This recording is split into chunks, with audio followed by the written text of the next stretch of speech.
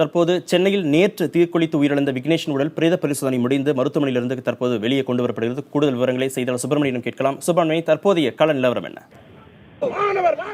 இறந்து போன விக்னேஷின் உடல் பிரேத பரிசோதனை நடத்தி முடிக்கப்பட்டிருக்கிறது. அவரது உடலை அவரது தந்தை பாண்டியனிடம் ஒப்படைக்கப்பட்டிருக்கிறது.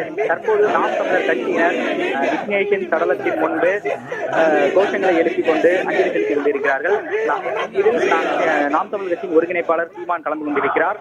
அதே போல அனைத்து விவசாயிகள் சங்கங்களின் ஒருங்கிணைப்பு குழு தலைவர் மாநில தலைவர் PR பாண்டியனும் இந்த அஞ்சலி நிகழ்ச்சியில் கலந்து கொண்டிருக்கிறார். இது மட்டுமல்லாமல் இவரது உடல் இதற்காக சொந்த ஊர் கொண்டு செல்வதற்காக ஆம்புலன்ஸ் தயார் நிலையில் வைக்கப்பட்டிருக்கிறது. தற்போது அவரது உடல் அந்த ஆம்புலன்ஸில் ஏற்றப்படக்கூடிய காட்சிகளை நீங்கள் நேரடியாக பார்க்கலாம். இந்த இவரது உடல் இங்கிருந்து புறப்பட்டு நேரடியாக அவர் சொந்த ஊரான மன்னார்குடிக்கு அனுப்பி வைப்பதற்கான ஏற்பாடுகள் செய்யப்பட்டிருக்கிறது. அந்த ஏற்பாடுகளை காவல்துறையில் செய்திருக்கிறார்கள். இவர் தீக்குளித்து தற்கொலை செய்திருக்கிறார் என்ற அடிப்படையில் எழும்பூர் போலீசார் வழக்கு பதிவு செய்திருக்கிறார்கள். நேற்று 309 அதாவது 309 தற்கொலை முயற்சி என்ற அடிப்படையில் வழக்கு பதிவு செய்திருந்தார்கள். தற்போது அவர் இறந்த பிறகு 174 என்ற அடிப்படையில் தற்கொலை என்ற பிரிவின் அடிப்படையில் வழக்கு பதிவு செய்திருக்கிறார்கள் எழும்பூர் காவல்துறையினர். இப்போது அவரது உடல் ஆம்புலன்ஸ் ஏற்றப்பட்டுக் கொண்டிருக்கிறது. அதை நீங்கள் நேரடியாக பார்த்துக் கொண்டிருக்கிறீர்கள் கார்த்திகேயன்.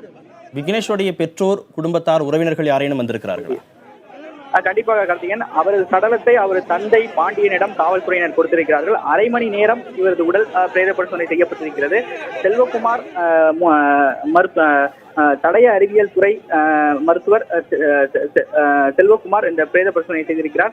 அரை மணி நேரம் இந்த பிரேத பரிசோதனை நடந்து முடிந்திருக்கிறது. உடனடியாக அதற்கான ஏற்பாடுகள் செய்யப்பட்டு கீழ்ப்பாக்கம் போலீசார் அவரது உடலை தந்தையிடம் ஒப்படைத்திருக்கிறார்கள். இதற்காக தமிழக அரசு இதற்காக காவல்துறை சார்பில் வாகனம் தயார் நிலையில் வைக்கப்பட்டிருக்கிறது.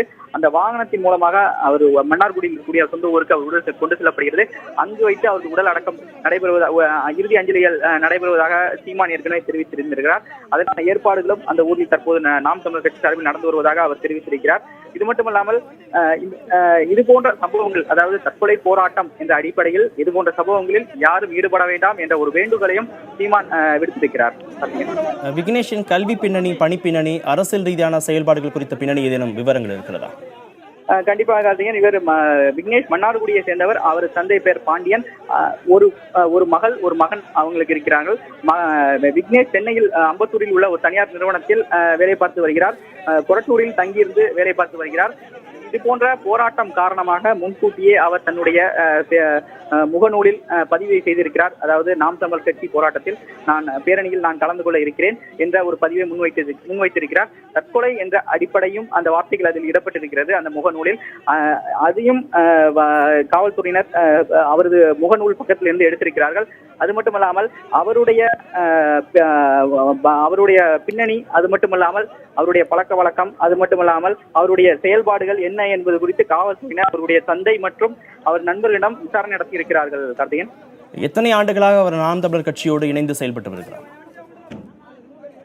கிட்டத்தட்ட 5 ஆண்டுகளுக்கும் மேலாக அவர் நாம் தமிழர் கட்சியின் ஒரு கட்சி நிர்வாகியாக இல்லாமல் ஒரு சீமானின் ஒரு ஆதரவாளராக என்ற ஒரு நிலையில் இருந்திருக்கிறார். அதன் பிறகு சீமான் கலந்து கொள்ளக்கூடிய அனைத்து போராட்டங்களிலும் நாம் தமிழர் கட்சி சார்பில் நடக்கக்கூடிய அனைத்து போராட்டங்கள், பேரணிகள், பொதுக்கூட்டங்கள் என அனைத்து நிகழ்ச்சியிலும் அவர் கலந்திருக்கிறார். அது தொடர்பான புகைப்படங்களை ஏற்கனவே அவர் முகநூலில் பதிவிட்டிருக்கிறார். அதையும் காவல்துறையினர் எடுத்து வைத்திருக்கிறார்கள். அது மட்டுமல்லாமல் நாம் தமிழர் கட்சியில் அவர் ரொம்ப ஈடுபாடோடு கொண்டவராகவும் கட்சியின் சார்பில் நடைபெறக்கூடிய போராட்டங்கள், பேரணிகள் அவர் கலந்து கொள்ள ஒரு ஆர்வம் காட்டுவதும், அது குறிப்பாக விவசாயிகளுடைய போராட்டங்கள், பேரணியில் அது அதிக அளவில் ஆர்வம் காட்டு அவர் கலந்து கொள்ளக்கூடியவர் என்ற ஒரு கருத்தையும் நாம் தமிழர் கட்சி ஒருங்கிணைப்பாளர் சீமான் தெரிவித்திருக்கிறார்.